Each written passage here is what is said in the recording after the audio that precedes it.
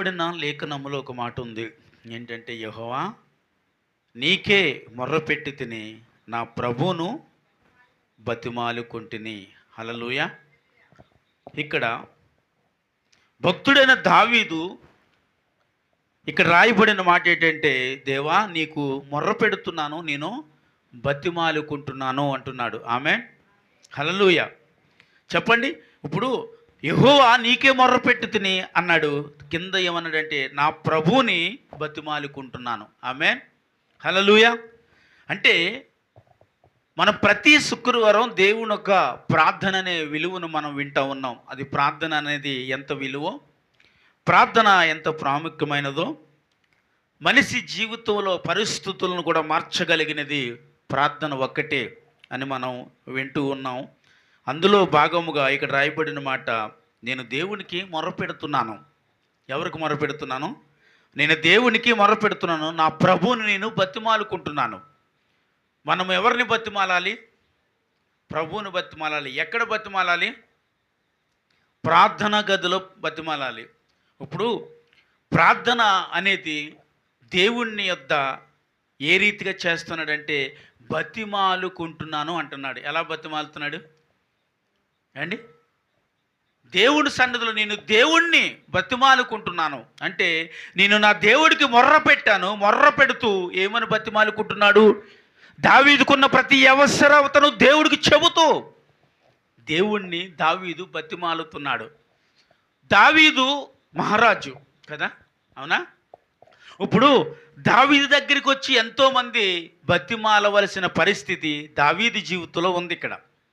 కానీ దావీదు దేవుణ్ణి బ్రతిమాలుతున్నాను అన్న మాటని ఇక్కడ మనం చూస్తూ ఉన్నాము. ఇప్పుడు మనమైతే ఒక్కొక్కసారి మనుషుల దగ్గర బతిమాలవలసిన అవసరత కనిపిస్తూ ఉంటుంది. ఒక్కొక్కసారి మనుషుల దగ్గర మనం ఇలా ప్రయాసపడిపోతూ ఉంటాం. కానీ ఇక్కడ దేవుడైతే ఏం చేస్తున్నాడు? దావీదు దేవుణ్ణి బ్రతిమాలుకుంటున్నాను అన్న మాటని ఇక్కడ మనం స్పష్టంగా వినుచు ఉన్నాము. హల్లెలూయా. ఏమండి? అయితే ఎలా బతిమాలుకొనుచున్నాడు ఒకసారి చూడండి. 11వ వచనం చూడండి. నా ప్రాణము మౌనంగా నుండక నిన్ను కీర్తించినట్లు నా అంగలార్పను నీవు నాట్యముగా మార్చి ఉన్నావు. చప్పట్లు కొట్టేసినా మనం మహింపరచండి. హల్లెలూయా. ఇట కొడతామేంటి? బిగ్గరగా కొట్టాలి చప్పట్లు. అది నా ప్రాణము మౌనముగా నుండక నిన్నేం చేస్తున్నది? కీర్తించినట్లు నా అంగలార్పణ నీవు ఏం చేసావు? నాట్యముగా మార్చితివి. ఆమె. హల్లెలూయా. చూడండి, మనము విడిచిన కన్నీళ్లు ప్రతిదానికి ఒక దినము సమాధానం ఉంది. ఆమె. నువ్వు దేని కొరకైతే ఏడుస్తున్నావో, దేని కొరకైతే ప్రార్థిస్తున్నావో, దేని కొరకైతే నువ్వు చదువు విషయంలోనా, కుటుంబ విషయంలోనా, ఉద్యోగ విషయంలోనో, ఆర్థిక పరిస్థితుల విషయంలో, ఆరోగ్య విషయంలోనా, ఏ విషయంలో నువ్వు దేవుడి దగ్గర నువ్వు మొర్ర పెట్టి ఏడుస్తున్నావో, దేవుడి దగ్గర ఆ మాట మనకి ఆ అంగలాపను నువ్వు ఎలా మార్చావు? నాట్యముగా మార్చావు. ఆమెన్ చెప్పండి. హల్లెలూయా. అంటే దేవుడి దగ్గర నువ్వు ఏడ్చి చేయబడిన ప్రార్థనకి విలువ ఉందా లేదా? అప్పుడు విలువ ఉంది. నువ్వు ఏడ్చిన ప్రతిదానికి సమాధానం ఉందా లేదా? అప్పుడు సమాధానం ఉంది. ఎందుకంటే నువ్వు ఏడ్చినది ఎవరి దగ్గర అండి? దేవాది దేవుని సన్నిధిలోనే మనము అంగలార్చుచున్నామంట, కన్నీళ్లు విడిచుచున్నామంట. అంటున్నాడు అక్కడ, నేను దేవుణ్ణి బతిమాలుకొనుచున్నాను. హల్లెలూయా. ఏం చేస్తున్నాను చెప్పాలి అందరూ? నా దేవుణ్ణి నేను బతిమాలుకొనుచున్నాను. ఎందుకంటే ఆయన రాజు అని మీకు చెప్పాను కదా, ఆయన సర్వ అధికారములు కలిగిన వాడని చెప్పాను కదా. కానీ అలాంటి అధికారము కలిగిన దావీదు దేవుణ్ణి బ్రతిమాలుకుంటున్నాడంట. హల్లెలూయా. ఎవరిని బ్రతిమాలుకుంటున్నాడండి? దేవుణ్ణి బ్రతిమాలుకుంటున్నాడు. అంటే ఈ భూ సంబంధమైన విషయాల్లో సర్వాధికారములు దావీదుకి కలిగి ఉన్నవేమో, కానీ ఆ అధికారములు కూడా ఏలుబాటు చేయడానికి అనుగ్రహించిన వాడు సర్వ సృష్టికర్త అన్న దేవుడు కదా. అందును బట్టి ఆయనను అంటున్నాడు, ఇదిగో నా ప్రభువుని నేను బతిమాలుకొనుచున్నాను, నా ప్రభు దగ్గర నేను అంగలార్చుచున్నాను. ఆ అంగలార్పును ఆయన నాట్యముగా మార్చాడండి. ఆమేన్. హల్లెలూయా. నువ్వు విడిచిన కన్నీళ్ళు ఒక దినం ఏమవుతుంది? సమాధానం వస్తుంది. నువ్వు ఏడ్చిన ప్రార్థనకి ఒక దినం ఏమొస్తుంది? ప్రతిఫలం వస్తుంది. ఎందుకంటే అక్కడ అంగలార్పును దేవుడు ఏం చేశాడు? నాట్యముగా మార్చాడంట. ఆమె. హల్లెలూయా. ఎందుకంటే నీ కన్నీళ్ళను ఎలా మార్చాడు ఇక్కడ దేవుడు? నాట్యముగా మార్చాడు. నువ్వు విడిచిన కన్నీళ్ళు వ్యర్థము కాదు, నువ్వు పెట్టిన మొర్ర వ్యర్థం కాదు. ముఖ్యంగా ఇక్కడ నేను దేవుణ్ణి, ఆయన అన్నమాట ఒకే ఒక మాట ఏంటో తెలుసా, నేను దేవుణ్ణి బతిమాలుకొనుచున్నాను. ఆమె ప్రార్థించేటప్పుడు దేవుణ్ణి ఎంతమంది బతిమాలుతాం? నిజంగా బతిమాలుతారా? లేకపోతే ప్రభువా నాకు అది కావాలి, ప్రభువా నాకు ఇది కావాలి అంటాం. అంటే దేవుడి మీద ఇలా అధికారం మనం చలాయించకూడదు. ఏమని అడగాలంట? దేవుని యొద్ద దావీదు నేను బతిమాలుకుంటున్నాను అన్నాడు. ఆమె హల్లెలూయా. ఏమన్నాడు? నా ప్రభుని బతిమాలుకుంటుని. Amen hallelujah. నా ప్రభుని ఏం చేస్తున్నాను? నేను బ్రతిమాలుకుంటున్నాను. అన్ని అధికారములు కలిగిన దావీదే దేవుణ్ణి బతిమాలుకుంటుంటే ఏ అధికారం లేని ఒట్టి మానవులుగా ఉన్నాం కదా మనం. ఎందులో మనకు విజయం ఉంది? ఎందులో నువ్వు సాధించగలవు? ఎందులో నీకు అన్ని విషయాలలోనే ముందుగా వెళ్ళే అనుభవం నీకు ఉంది? ఏ విషయంలోని మనం అనుభవశాలి కాదు కదా, నెగ్గించిన వాళ్ళని కాదు కదా, విజయం ఉన్న వారిని కాదు కదా. ఏ విషయములోనైనా మనము పడిపోయిన వారుగా, దిగజారిన వారుగా, యథార్థమైన హృదయ తలాంపులతో బ్రతికిన వారుగా ఉన్న మనమే మరి దేవుణ్ణి అంగలార్చేటప్పుడు దేవుణ్ణి నువ్వు బతిమాలకపోతే, ఎందుకంటే నువ్వు దేవుణ్ణి ఏం చేయాలని వాక్యం అంటే బతిమాలాలి. ఏం చేసుకోవాలండి? ఎందుకంటే వారు ఉపవాసము ప్రకటించారని రాయబడి ఉంది కదా. ఏ వేళలో ఏమని ఉంటుందంటే ఉపవాసము దినము ప్రకటించే వారు యెహోవాను బతిమాలుకొనిటికే అని ఉంటుంది. ఆమె హల్లెలూయా. వారు ఉపవాసమును ప్రకటించుకున్నారట. ఎందుకో తెలుసా? దేవుణ్ణి బతిమాలుకోవటానికి. ఆమెను చెప్పండి హల్లెలూయా. నీవు ఉపవాసం ఉన్నప్పుడు, నీ ప్రార్థన గదిలోనికి పోయినప్పుడు నువ్వు చేయాల్సిన పని ఏంటో తెలుసా? నువ్వు నీ దేవుడైన వాడిని నువ్వు బతిమాలాలి. ఆమెను చెప్పండి. అంటే దానికి అర్థం ఏంటో తెలుసా? దీన మనస్సుతో దేవుని దగ్గర మనము మొర్ర పెట్టాలి. ఆమెన్. గర్వపు హృదయముతో కాదు, గర్వపు మనస్సుముతో కాదు. అంటే మనకి నచ్చినట్టు ప్రార్థించుట కాదు. దేవుని సన్నిధిలో ఆ దీనత్వం నీకు ఉండాలి, ఆ దీన మనస్సు నీకు ఉండాలి. ఆ దీన మనస్సుతోటే మనము మొర్ర పెడితే ఆ మొర్రనే దేవుడు అంటున్నాడు ఆ అంగలార్పు. దానిని ఏమంటున్నావో తెలుసా? నాట్యముగా మార్చగలను. ఆమేన్ హల్లెలూయా. ఆయన నాట్యముగా మార్చగలిగిన దేవుడు. నీ కన్నీళ్లకు ప్రతిఫలం ఇవ్వగలిగిన దేవుడు. నీ కన్నీళ్లకు ప్రతిఫలం ఎప్పుడు వచ్చిందంటే నువ్వు దేవుణ్ణి బతిమాలినప్పుడు వస్తుంది. ఆమేన్ హల్లెలూయా. ఇప్పుడు నివేనే పట్టణంలో దేవుని ప్రజలందరూ కూడా భయంకర పరిస్థితుల్లో ఉన్నప్పుడు వాళ్ళు ఏం చేస్తే దేవుడు హృదయం కరిగింది? ఉపవాసం ఉండి దేవుణ్ణి వారు బతిమాలారు. అంటే ఉపవాసం ఉండి దేవుడి సన్నిధిలో వారు, చెప్పండి మీరు ఇంక వెనక్కి వెళ్ళిపోండి, ఎవరు లేరు వెనక్కి వెళ్ళిపోండి, ఎదురుకి పర్లేదు. దేవుణ్ణి ఏం చేశారు? వారు బతిమాలుకున్నారు. వారు ఆ రీతిగా బతిమాలి ప్రార్థన చేసుకుని దేవుడికి మొర్ర పెడితే వారికి దేవుడిచ్చిన ఫలం ఏంటి? ప్రతిఫలం ఏంటి? చెప్పండి. దేవుడు శాపమును తీసి ఆశీర్వాదకరమైన వ్యక్తులుగా వారిని దేవుడు మార్చండి. ఆమె హల్లెలూయా. అంటే శాపమును తీసి దేవుడు ఏం చేశాడు? ఆశీర్వాదమును వారికి ఇచ్చాడు. అంటే వారు నశించిపోవలసిన ప్రజలైనప్పటికీ వారిని నశించిపోకుండా మళ్ళీ జీవించి వారుగా, దేవుని ఎదుట భయభక్తులు కలిగిన వారుగా వారిని దేవుడు చూశాడు.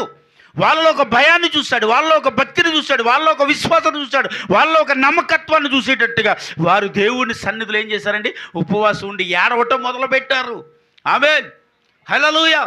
అంటే దేవుడు సన్నిధిలో వారు ఏడ్చిన విధానమును బట్టి దేవుడు వాళ్ళ పక్షమున ఏం చేశాడు? పశ్చాత్తాపను బడి దేవుడు వెంటనే వాళ్ళ మీద ఉన్న శాపాన్ని తొలగించలేదు. ఎప్పుడు తొలగించాడు? వారు కొన్ని రోజులు ఉపవాసం ఉండి ప్రార్థించి ప్రార్థించి ప్రార్థించి ఏడుస్తుంటే వాళ్ళ మీద ఉన్న శాపాన్ని అప్పుడు తీసాడు దేవుడు. ఆమేన్ హల్లెలూయా.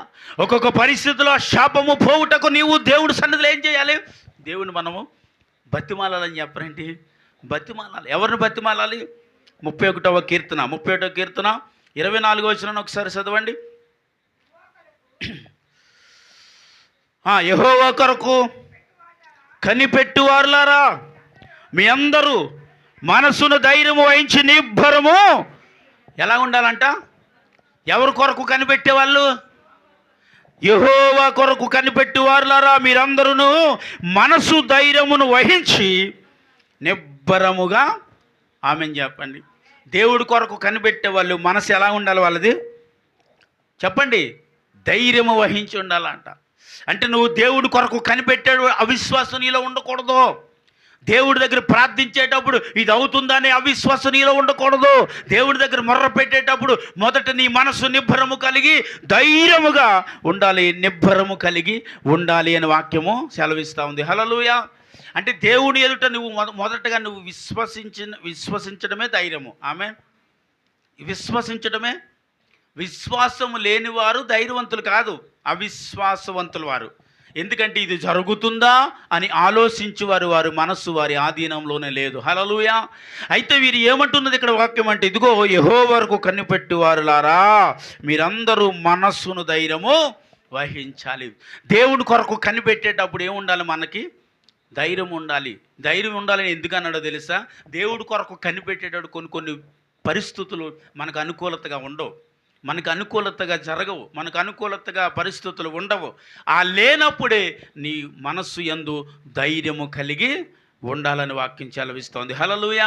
అందును బట్టే ధైర్యం ఎందుకు ఉండాలి మనిషికి? చెప్పండి. దేవుని చేసే కార్యము పొందు వరకు వారి మనస్సునే ఎలా ఉండాలి? ధైర్యం కలిగి ఉండాలి, నిబ్బరము కలిగి ఉండాలి. ఆమేన్ చెప్పండి. హల్లెలూయా. అంటే దేవుడి కొరకు నువ్వు కనిపెడుతున్నావంటే నీలో విశ్వాసము ఉంటేనే దేవుడి కొరకు కనిపెట్టగలము. విశ్వాసం లేకపోతే దేవుడి కొరకు కనిపెట్టలేమండి. విశ్వాసంతో బ్రతకకపోతే ప్రభు యొద్ద మనం మొర్ర పెట్టలేమండి. విశ్వాసం అనేది లేకపోతే దేవుడి సన్నిధిలో అంగలార్చలేమండి. దేవుడి సన్నిధిలో అంగలార్చాలంటే ముందు దేవుని యందు నీకు విశ్వాసము కావాలి, నీ మనసులో ధైర్యం ఉండాలి, నిబ్బరము కలిగి ఉండాలి. ఇవన్నీ ఉండగలిగినప్పుడే దేవుని సన్నిధిలో మనము ఎలా ఉండగలం? ప్రార్థించేవారిగా ఉండగలం. ఆమేన్. హల్లెలూయా. ప్రార్థించేవారిగా ఉండగలము. అంటే ప్రార్థన చేసేటప్పుడు ఏం చేయమన్నాడు అంటే, భక్తుడు బతిమాలాలి. నువ్వు బతిమాలు కొనుచు, నువ్వు గర్వంగా అడిగితే పొందలేం బిడ్డ. నాకు ఇది కావాలయ్యా అని అడిగితే పొందలేము.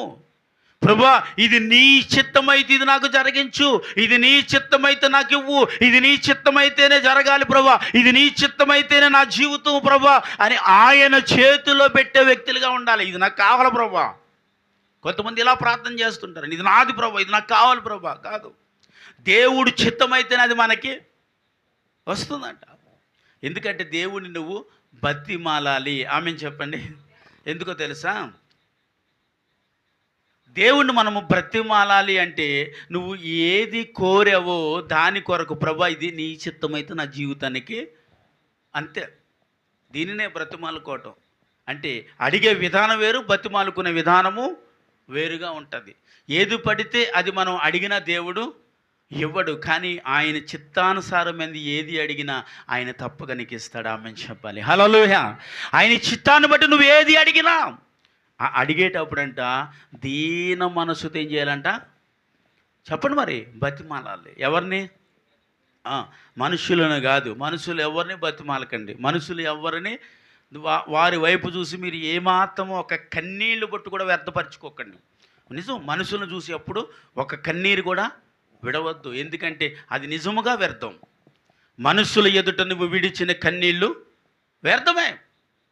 అదే దేవుడి ఎదుట నువ్వు కన్నీళ్లు విడిస్తే ఆయన తన బుడ్డిలో దాస్తాడంట ఆ కన్నీళ్ళను. తెలుసు? హల్లెలూయా. ఆయన తన బుడ్డిలో నీ కన్నీళ్ళను దాస్తాడంట. దేని కొరకు ఆ కన్నీళ్ళు విడిసో ఆ కార్యమును నా దేవుడు జరిగిస్తాడంట. ఆమేన్. మనుషులు ఎదుట కన్నీళ్ళు విడిస్తే దానికి విలువ లేదు. ఆ ఏడ్చిని కాసేపు ఒకవేళ నిన్ను ఓదార్చుతారేమో, కానీ ఆ తర్వాత వారు మరలా నీ వైపు చూడరు. కానీ దేవుడి దగ్గర విడిచిన కన్నీళ్ళకి తప్పక ఒక దినము నీకు సమాధానం ఉంది. ఆమేన్. హల్లెలూయా. మనుషులు నిన్ను సమాధానపరచలేరండి. మనుషుల వల్ల నీకు సమాధానం రాదు. మనుషుల దగ్గర విడిచిన కన్నీళ్ళు వ్యర్థం. ప్రభు సన్నిధిలో నువ్వు విడిచిన కన్నీళ్ళకు మాత్రమే నీకు సమాధానం వస్తుంది. చప్పట్లు కొట్టండి అందరూ ఒకసారి. హల్లెలూయా. ఎవరి దగ్గర సమాధానం వస్తుందండి? కన్నీళ్లు విరిచితే దేవుడి దగ్గర మాత్రమే మనకు సమాధానం వస్తుంది. ఈరోజు నువ్వు బాధపడి ఉండొచ్చు, ఈరోజు నువ్వు దుఃఖించి ఉండొచ్చు, నువ్వు రోజు శ్రమపడి ఏడ్చి ఉండొచ్చు, కానీ దానికి తగిన ప్రతిఫలం దేవుడు నువ్వు చూస్తే తప్పక దేవుడు నీకు ప్రతిఫలం ఇస్తాడు. యోహాను రాసిన సువార్త అందరూ తీయండి. యోహాను సువార్త 16వ అధ్యాయము 20 నుంచి 24 వచనాల వరకు చదవండి. యోహాను రాసిన సువార్తలో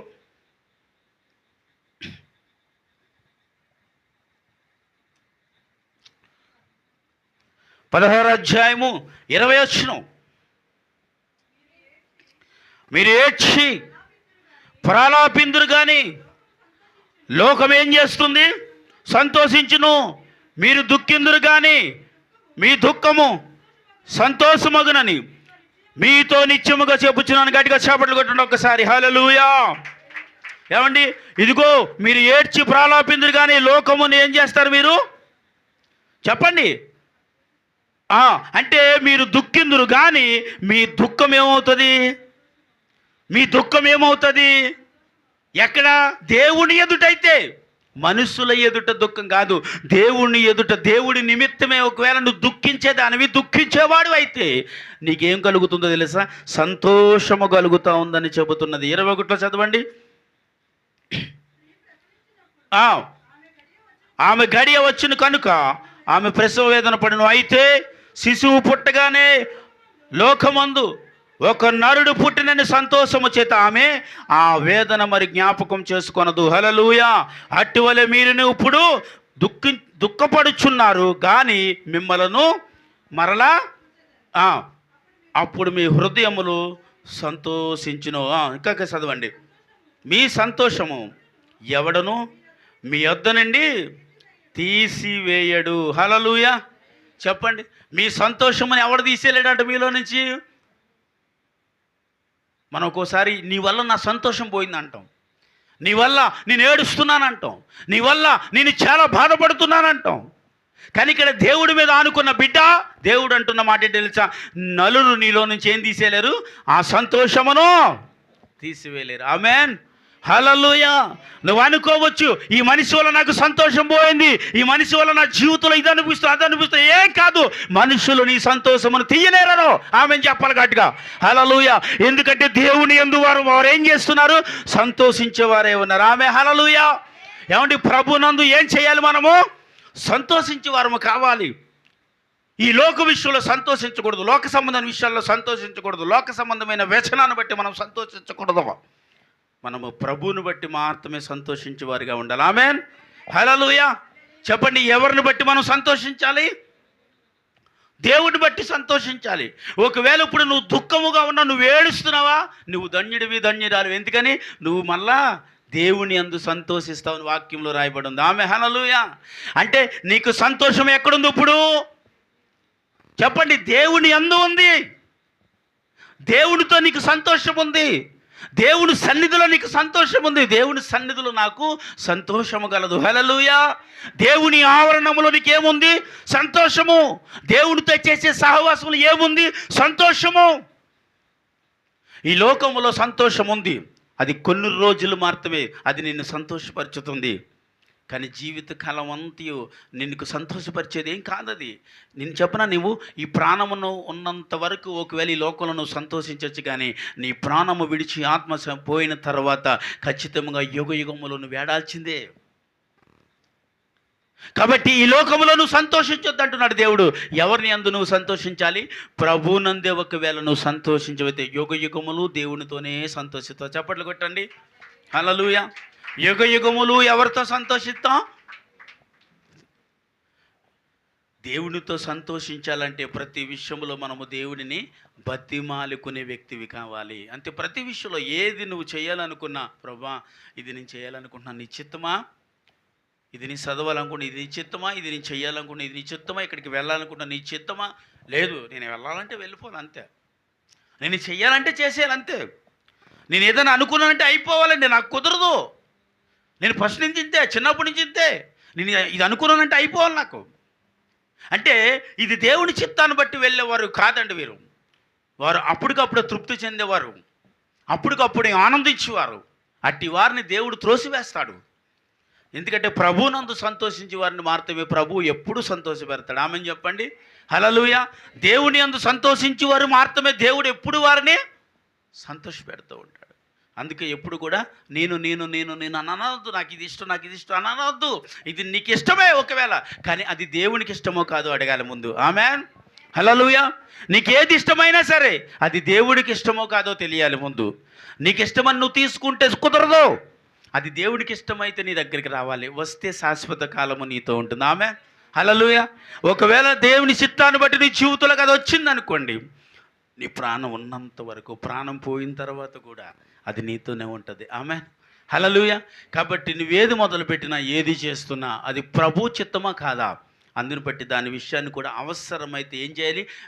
దేవుని యొద్ద బతిమాలుకొని ప్రార్థించి దానిని పొందుకోవాలి. ఆమె చెప్పండి. ఇప్పుడు యేసుక్రీస్తు ప్రభు 12 మంది శిష్యులు పేర్లు పెట్టడానికి ఆయన రాత్రంతా ఏం చేశాడు అంటే, ఆయన కూడా దేవుని తండ్రి చిత్తాన్ని ఎవరిని పడితే అన్ని వెనుకోలేదు. దేవుడు చిత్తమును బట్టి రాత్రంతా 12 గంటల సమయము దేవుడు తన తండ్రితో మొర్రపెట్టి వచ్చి ఆ 12 మంది శిష్యులను ఎన్నుకున్నాడండి. ఆమె పరమ తండ్రి దేవాది దేవుడే తన తండ్రికి మొర్రపెట్టి ఏది చేయాలో, ఏది చేయకూడదో, ఏది బోధించాలో, ఏది బోధించకూడదో తండ్రి చిత్తమును బట్టి జరిగించిన ఆయనను మనం సేవించుచున్నాము. కాబట్టి మనమేం చేయాలి?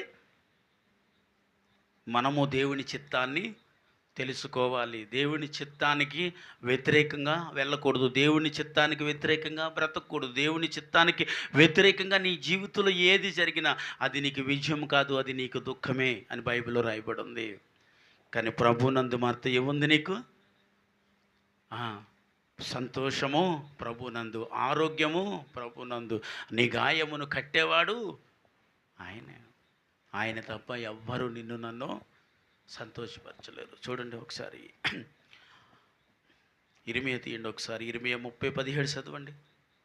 ఇర్మియా 30:17 30 అధ్యాయము 17వ వచనాన్ని ఒకసారి చదవండి.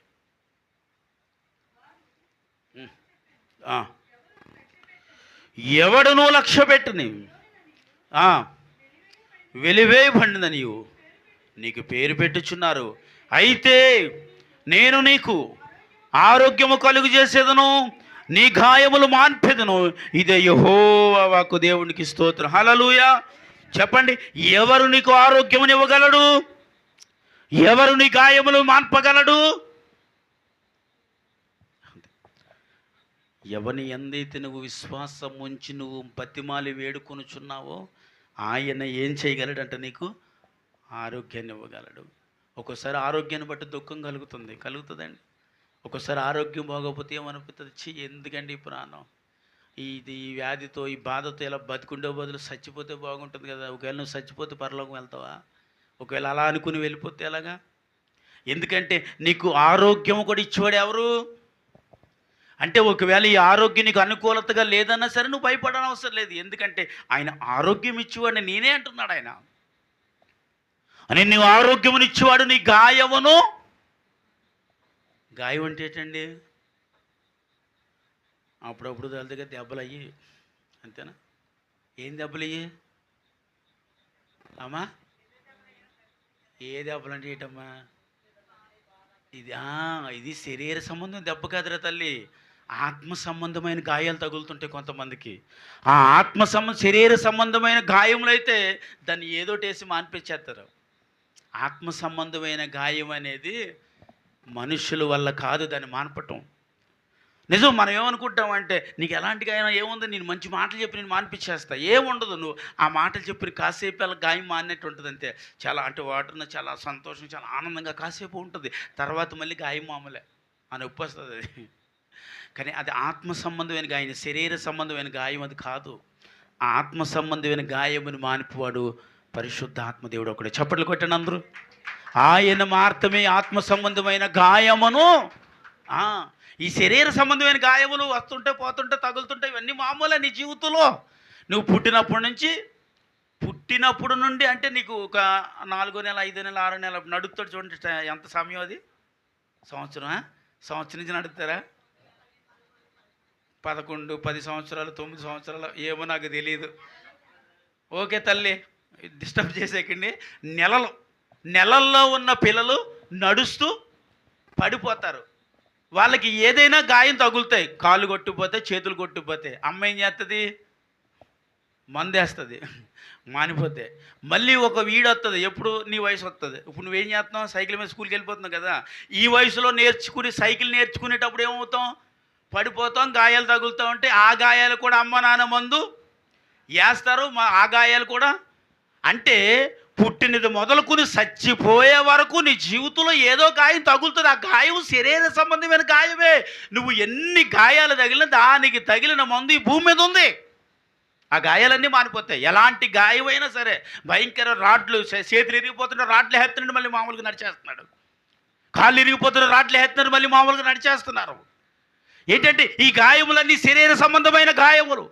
ఆత్మ సంబంధమైన గాయం అనేది అంత త్వరగా మానదండి. అది ఆత్మ సంబంధమైన గాయం అనేది అది అంత త్వరగా అది దేవుడు మాత్రమే మానపగలడు. ఎందుకంటే నీ గాయమును మాన్పువాడు యెహోవా. చప్పట్లు కొట్టాలి. నీ గాయమును మాన్పువాడు ఆయనే. నీకు జరిగిన గాయము, నీకు జరిగిన ఆ ఆత్మ సంబంధమైన గాయము ఏదైతే నువ్వు తగిలిందో, నీ కుటుంబంలో, నా భర్త విషయంలో, భార్య విషయంలో, తల్లిదండ్రుల విషయంలో, నీ బిడ్డల విషయంలో, నీ ఇరుగు పొరుగు వారి విషయంలో ఒకవేళ నీకు గాయమైందా, ఆ గాయమును దేవుని వాక్యము కడుతుందని వాక్యం సెలవిస్తూ ఉంది. హల్లెలూయా. దేవుని వాక్య చేత గాయము కట్టబడుతుంది. ఎవరి చేత నువ్వు గాయము చేయబడ్డావో, ఏ వ్యక్తి చేత నువ్వు గాయము చేయబడ్డావో, ఏ వ్యక్తి నిన్ను గాయపరిచిందో, ఏ వ్యక్తి నిన్ను గాయపరిచాడో కానీ ఆ గాయమును కట్టిబడి మాత్రం యేసుక్రీస్తు ప్రభువే. ఆమేన్. హల్లెలూయా. ఆయన మాత్రమే ఆ గాయమును. అది ఎందుకంటే నువ్వు నమ్మిన దేవుడు హృదయములో జరిగిన గాయములను కూడా. అంటే దానికి అర్థం ఏంటో తెలుసా? శరీర సంబంధమైన గాయము త్వరగానే ఆత్మ సంబంధమైన గాయము అది నవ్వుతూ మనల్ని మనం ఏదో ఆనందపరుచుకున్నట్టు ప్రజలకు కనిపించినట్లు ఉంటాం అంతే. కానీ లోపడేముంది? దానికి బాధ ఉంది. దానికి లోపడేముంది? గాయం ఉంది. ఆ గాయము దేవుని వాక్యము చేత దేవుని సన్నిధిలో బ్రతిమాలుకొనుట వల్ల తగ్గుద్ది. ఆమేన్. హల్లెలూయా. నువ్వు దేవుని సన్నిధిలో అంగలార్చుట వల్ల గాయము తగ్గుతుందంట. నువ్వు దేవుని సన్నిధిలో ఏడ్చుట వల్ల గాయం తగ్గుతుందంట. దేవుని సన్నిధిలో నువ్వు విడిచిన కన్నీళ్ళ వల్ల ఆ గాయము కట్టబడుతుందంట. ఆమె హల్లెలూయా. హల్లెలూయా. అంటే దేని వల్ల ఇప్పుడు మన ఆత్మ సంబంధమైన గాయాలు తగ్గుతాయండి? దేవుని సన్నిధిలో విడిచిన కన్నీళ్లకు ప్రతిఫలము. ఆమేన్. హల్లెలూయా. దావీదుకి గాయం ఎవరండి? అబ్షలోమే గాయము. దావీదుకి గాయం ఎవరండి? అయ్యా సౌలే గాయము. అనేక రకాల విషయాలలో వారికి గాయపరచబడి వారే. కానీ దేవుడు ఆ గాయాలన్నీ మాన్పి అద్భుత రీతిగా దావీదుని వాడుకున్నట్లుగా ఈరోజు నీ జీవితంలో ఏ గాయం జరిగిందో, ఎవరి వల్ల నువ్వు గాయపరచబడ్డావో ఆ గాయమును నా దేవుడు కట్టబోతున్నాడు. చెప్పండి కూడా వేసినా మనం మహింపరచాలండి. హల్లెలూయా. హల్లెలూయా. ఒక్కొక్క విషయాలలో నీ హృదయమునకు జరిగిన గాయమును మాన్పబడటానికి దేవుని సన్నిధిలో నువ్వు విడిచిన కన్నీళ్ళు, అనగా నువ్వు బతిమాలుకున్న విధానమును బట్టి ఆ గాయము. అది దేవుని బతిమాలాలి మొదట దేవుని సన్నిధిలో. ప్రభువా అంటే నువ్వు ప్రార్థించేటప్పుడు ఆ దీనత్వము, ఆ తగ్గింపు దేవుని ఎదుట ఏం చేయాలి? కనిపించాలి. నా అంగలార్పణ నువ్వేం చేసావు అన్నాడు? నాట్యముగా మార్చితివయ్యా. ఆమేన్. హల్లెలూయా. ఒకసారి యెషయా గ్రంథము 66 అధ్యాయం తీయండి. ఒకసారి యెషయా గ్రంథము 66:2 చదవండి. యెషయా గ్రంథము 66 2వ వచనం.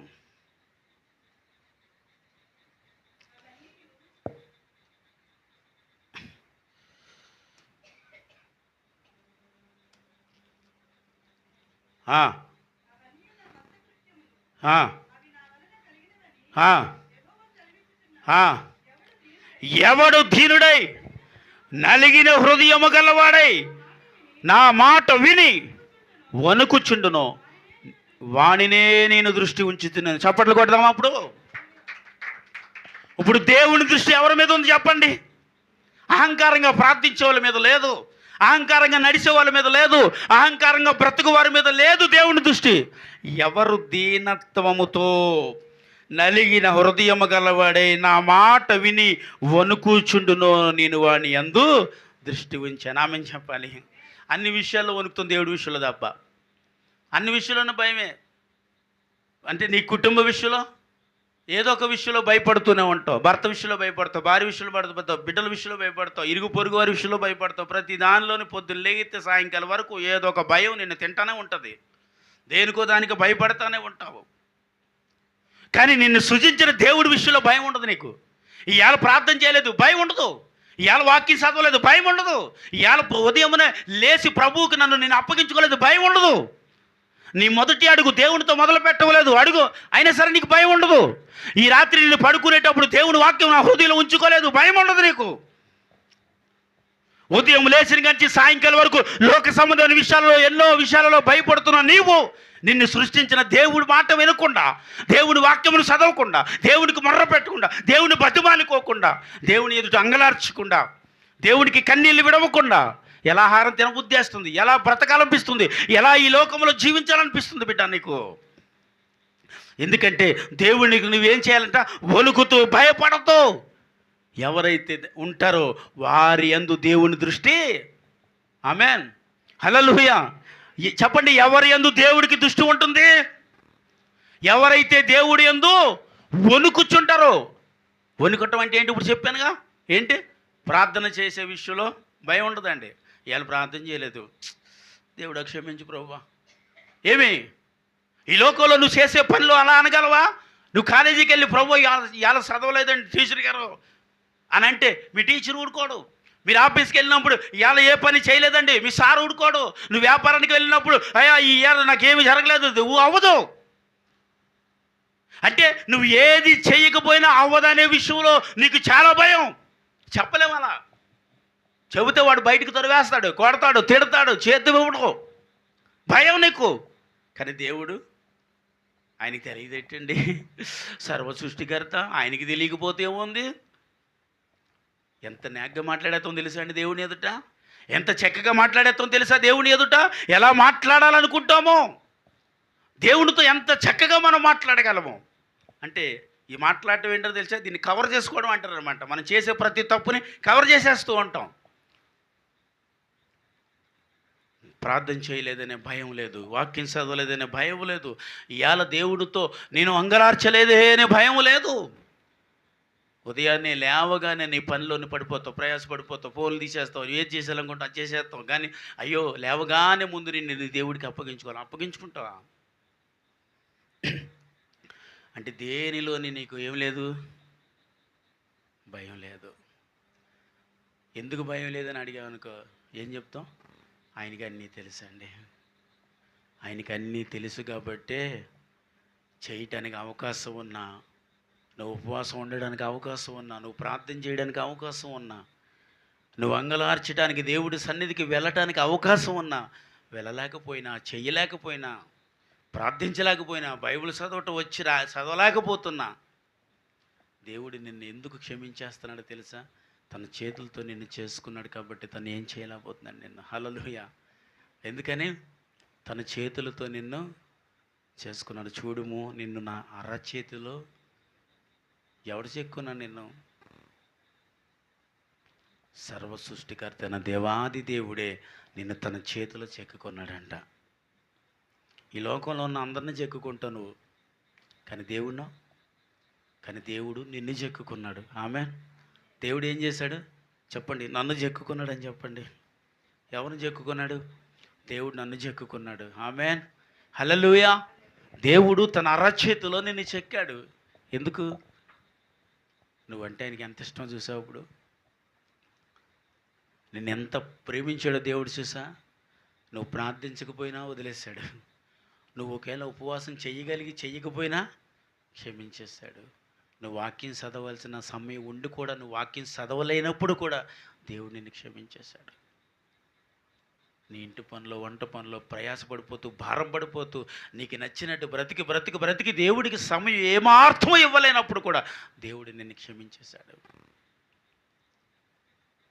ఎందుకంటే దేవుడు నిన్ను ఇష్టపడ్డాడు.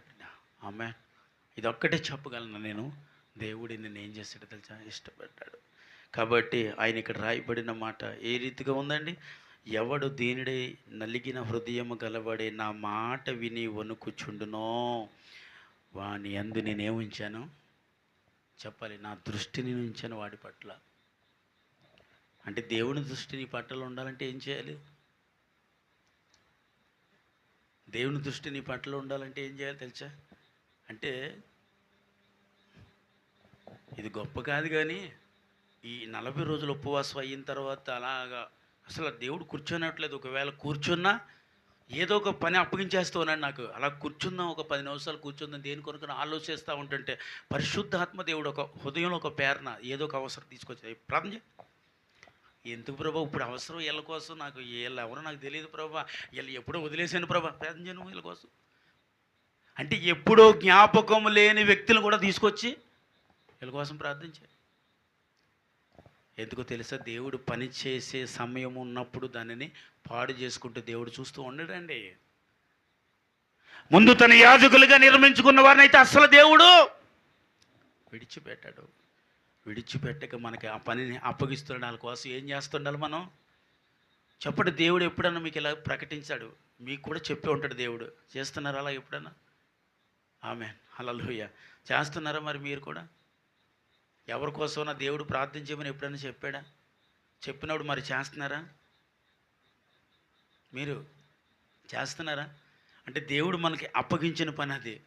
మనకి ఎందుకు వాళ్ళ కొరకు ప్రార్థించేయనాడంటే, దేవుడు ఏ విషయమైతే నీకు అప్పగించాడో ఆ విషయమును బట్టి నువ్వు ప్రార్థన చేసినప్పుడు చెప్పండి, వారికి ఏం చేస్తాడు నా దేవుడు? వారు ఏ పాపంలో పడిపోతున్నారో, ఏ శాపంలో పడిపోతున్నారో, ఎక్కడ పడిపోతున్నారో దేవుడికి తెలుసు. కాబట్టి ముందుగానే దేవుడు నిన్ను హెచ్చరించి, బిడ్డ వీరి కొరకు ప్రార్థన చేయి. ఆ ప్రార్థనే వారిని ఏం చేస్తుంది?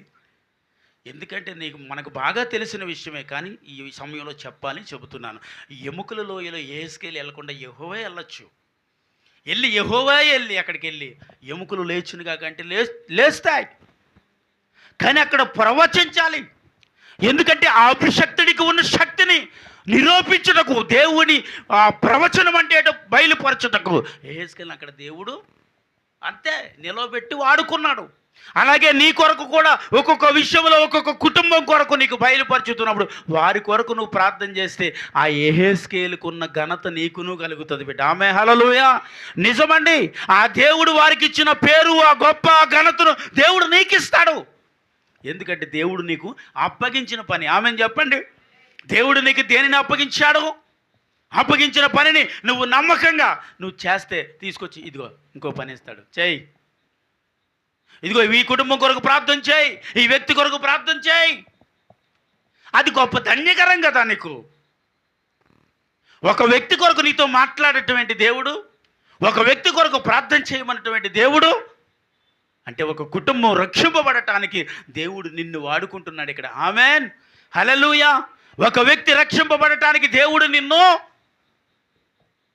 అందుకే ఏం చేయాలి? దేవుడు వాడుకో ప్రభా. వాడుకోవటానికి ఏం కావాలి నీకు? భయం కావాలి ముందు. దేవుడు అంటే భయం ఉండాలి. భయం లేకపోతే దేవుడు వాడుకోడు. దేవుడి పట్ల భయము కలిగి ఉన్న వ్యక్తిని దేవుడు వాడుకుంటాడు. అంటే భయము కలిగిన వ్యక్తి దేవుని చెప్పిన మాట వింటారు వాళ్ళు. ఆమేన్. భయం లేనివాడు చెప్పిన మాట వింటాడండి? భయం లేకపోతే చెప్పిన మాట వింటారు. మన పిల్లలే మన చెప్పిన మాట, ఎందుకంటే వాళ్ళకి భయం లేదు, మాట వినరు వారు. కానీ మాట విన్నారంటే ఆ పిల్లలకి ఏముంది? ఇప్పుడు ఒక వ్యక్తిని తన ఇద్దరు బిడ్డలు ఉన్నారు అనుకుందాం. ఒక బిడ్డను పిలిచారా, షాపుకి వెళ్ళి ఏదైనా తీసుకురా పాలు ప్యాకెట్ అని అంటారు. అయితే వాడు ఆ పాలు ప్యాకెట్ తీసుకురామని ఎవరితో చెబుతారు? ఇద్దరు బిడ్డలు ఉంటారు. ఎవరితో చెబుతారు అమ్మా? కాదు, అది ఎవరైతే మాట వింటారో వాళ్ళతోనే చెబుతారు. అది ఇద్దరు బిడ్డలు ఉన్నారు, కానీ ఈడేమంటాడు తెలుసా? నాకెందుకు చెబుతున్నావు? ఎందుకంటే నువ్వే మాట వింటావు. ఇద్దరున్నారు అక్కడ, కానీ ఒకడు ఉన్నాడు, వాడిని పిలిచి అరే పాలు పెట్టి తీసుకురా, నేను వెళ్ళను, వాడిని పంపించు అంటాడు వీడు. కాబట్టి ఆ మాట అనిపించుకోకుండా ముందుగానే వాడిని పిలిచి అరే వీళ్ళు పాలు పెట్టి తీసుకురా అంటాం మనం. ఎందుకంటే చెప్పిన వెంటనే వీడు ఏం చేస్తాడు? దేవుడు మాట వినకపోతే దేవుడు వాడుకోడు. దేవుడు మాట వినిన వాడిని పిలిచి అంటాడు ఇది ఈ పని చేయి. ఆమేన్, హల్లెలూయా. అంటే దేవుడు మాట వినివాడికే దేవుడు పని. నువ్వే పని చేయగలవు ఆ పనిని నీకు దేవుడు ఏది పడితే అది ఎందుకు అప్పగిస్తాడు దేవుడు? ఏది చేయగలరో అదే అప్పగిస్తాడు దేవుడు. నువ్వేది చేయగలవో దానిని అప్పగిస్తాడు. అప్పగించిన దానిని మనం ఏం చేయాలి? చెప్పిన వెంటనే చేసే వ్యక్తికే చెబుతాడు. ఆమేన్ చెప్పాలి, హల్లెలూయా. వెంటనే చేశాడంటే దానికి ఏంటి అర్థం ఏంటో తెలుసా? ఆ వ్యక్తికి భయం ఉందన్నమాట. ఎవరైతే పిలిచి పని అప్పగించారో ఆ వ్యక్తి అంటే ఆ వ్యక్తికి భయం. కాబట్టి భయం ఉంటేనే పని చేస్తారు. ఆ భయం ఉంది కాబట్టి పని చేస్తున్నాక దేవుడు అప్పగిస్తున్నాడు. ఆమేన్, హల్లెలూయా. అంటే ఇప్పుడు మనము దేవుని ఎదుట ఇప్పుడు ఎలా ఉండాలి చెప్పండి? బతిమాలుకుని వారిగా ఉండాలి. ఆమేన్ చెప్పండి. ఆమేన్, హల్లెలూయా. ఎందుకంటే ఇక్కడ చదవబడిన లేఖనములు ఏమనుందో తెలిసి నేను యెహోవాని ఏం చేస్తున్నాను? బతిమాలుకొనుచున్నాను అన్నాడు. ఇప్పుడు బతిమాలుకోవటానికి ఆయన ఎవరైనా కాదు. బతిమాలే వ్యక్తి ఎవరని అడుగుతున్నాను ఇక్కడ. దావీదు రాజు అన్ని అధికారాలు ఉన్నప్పటికీ దేవుని ఎదుట బతిమాలుకుంటున్నాడు. ఎంత దీనత్వం కాదు ఇది. ఎంత దీన మనసు చూడండి. అన్ని అధికారులు ఉన్నాయి, ఏదైనా చేయగలన అధికారం చేతిలో ఉందని దావీదు అధికారాన్ని బట్టి దేవుడు ఎదుట బ్రతికాడా? దేవుడి దగ్గర మోకరించి కన్నీళ్లు విడిసి అంటున్నాడంట, నేను యెహోవాని ఏం చేస్తున్నాను, బతిమాలుకొనిచున్నాను. ఆమేన్, హల్లెలూయా. ఏమండి అంటే అన్ని అధికారాలు ఉన్న దావీదు దేవుని ఎదుట అంత దీనత్వం కలిగి ఉన్నప్పుడు మరి మనం ఎలా ఉండాలి? మరి మనం ఎలాగా దేవుణ్ణి బ్రతిమాలుకోవాలి? నీ కుటుంబం కోసం, నీ బిడ్డల కోసం, ఏదైతే ఏ అవసరత అయితే ఉందో దాని కొరకు దేవుని సన్నిధిలో నువ్వేం చేయాలి? అంతే, నాకు ఇది కావాలి కాదు, నీ చిత్తమైతే నాకు ఇది కావాలి, అది ఆమేన్. నీ చిత్తమైతే ఇది నాకు ఇవ్వు, ఆమేన్. నీ చిత్తమైతే నన్ను స్వస్థపరచు, ఆమేన్. నీ చిత్తమైతే నన్ను వాడుకో, ఆమేన్, హల్లెలూయా. అంటే ఏది నీ జీవితంలో జరగాలన్నా అది ఎవరి చిత్తము కావాలి? నువ్వు ఇష్టపడిన నీ దేవుని చిత్తము కావాలి. నీకు ఇష్టమైందని సరిపోదు, నీకు ఇష్టమైందని కావాలంటే కుదరదండి. అది దేవుడికి ఇష్టమో లేదో, ఒకవేళ అది ఇష్టం కాకపోతే అది దేవుడు నీకు ఎప్పటికీ ఇవ్వడు. దేవుడికి నచ్చలేదంటే అది ఎప్పటికీ నువ్వు పొందలేవు. కానీ పొందాలని ఒకవేళ బలవంతకరంగా మనం సాధించి ఒకవేళ తీసుకున్న దేవుడు మళ్ళీ దాన్ని నీ నుండి, ఎందుకంటే అది దేవుని చిత్తము కాకపోతే కోల్పోతావు నువ్వు. అది దేవుని చిత్తము కాకపోతే నీ జీవితంలో దానిని అనుభవించలేవు నువ్వు. కాబట్టి అది దేవుని చిత్తం అయితేనే దానిని, చెప్పండి, అది నీకు దేవుడు ఇస్తాడు. నీ యొద్ద నుంచి తీయట ఎవ్వడి వలన కాదు. చప్పట్లు కొట్టండి ఇప్పుడు అందరూ కలిసి. అది ఎవ్వడి వలన కాదు ఇంకా తీసుకోవటం, ఎందుకంటే అది దేవుని చిత్తమై నీ జీవితానికి వచ్చింది కాబట్టి. ఆమె హల్లెలూయా. దేవుని చిత్తము లేకపోతే నువ్వు ఏం చేయలేమండి, దాన్ని అనుభవించలేవు. అదే నీ జీవితంలో దేవుని చిత్తాన్ని బట్టి వచ్చినప్పుడే దానిని బట్టి మనము దేవుని యందు మనము సంతోషించగలం. ఆమె హల్లెలూయా. కొద్ది మాటలు ప్రభు దీవించిన గాక. అందరూ లేచి నిలబడండి. ఏ రీతిగా కన్నీళ్లు విడవాలో తండ్రి, అయా కృపను మాకు అనుగ్రహించు. తల్లి నన్ను మరచిన, తండ్రి నన్ను విడచిన, నా వారే నన్ను మరచినా, నాతో ఎవ్వరు లేకున్నా. తల్లి నన్ను మరచినా, తండ్రి నన్ను విడచినా, నా వారే నన్ను మరచినా, నాతో ఎవ్వరు లేకున్నా. నీవెంత మంచి దేవుడవేసయ్యా, నీ వంటి వారు లేరు యేసయ్యా. నీవెంత మంచి దేవుడవేసయ్యా, నీ వంటి వారు లేరు యేసయ్యా. ఓ యేసయ్యా, నా యేసయ్యా, ఓ యేసయ్యా, నా యేసయ్యా, నీవెంత మంచి దేవుడవేసయ్యా, నీ వంటి వారు లేరు యేసయ్యా. నీవెంత మంచి దేవుడవేసయ్యా, ఆరు లేరు యేసయ్యా. తల్లి నన్ను మరచిన, తండ్రి నన్ను విడచిన, నా వారే నన్ను మరచిన, నాతో ఎవ్వరు లేకున్నా. తల్లి నన్ను, తండ్రి నన్ను విడచిన, నా వారే నన్ను మరచిన, నీవెన్నడు నన్ను వీడలేదయ్యా. నా తోడు నీడై ఉన్న యేసయ్యా, నీవెన్నడు నన్ను వీడలేదయ్యా. చెప్పాలి, నీడై ఉన్న యేసయ్యా, ఓ యేసయ్యా, నా యేసయ్యా. చెప్పాలి, ఓ యేసయ్యా, నా యేసయ్యా, నీవెంత మంచి దేవుడవేసయ్యా, నీ వంటి వారు లేరు యేసయ్యా. నీవెంత మంచి దేవుడవేసయ్యా. చెప్పాలి, నీ వంటి వారు లేరు యేసయ్యా. నేను నమ్మిన వారే నన్ను విడచి వెళ్ళిన, నాతో ఉన్నవారే నన్ను మోసగించగా, నేను నమ్మిన వారే వెళ్ళిన, నాతో ఉన్నవారే నన్ను మోసగించగా, నీ వండగా ఉంటే నా యేసయ్యా, నేనెన్నడు ఒంటరి కాను యేసయ్యా. ఆమేన్. నీ వండగా ఉంటే నా యేసయ్యా, నేనెన్నడు ఒంటరి కాను యేసయ్యా. ఓ యేసయ్యా, నా యేసయ్యా, ఓ యేసయ్యా, నా యేసయ్యా, నీవెంత మంచి దేవుడవేసయ్యా. వారు లేరు యేసయ్యా, నీవెంత మంచి దేవుడవేసయ్యా, నీ వంటి వారు లేరు యేసయ్యా. ఓ యేసయ్యా, నా యేసయ్యా. చెప్పాలి.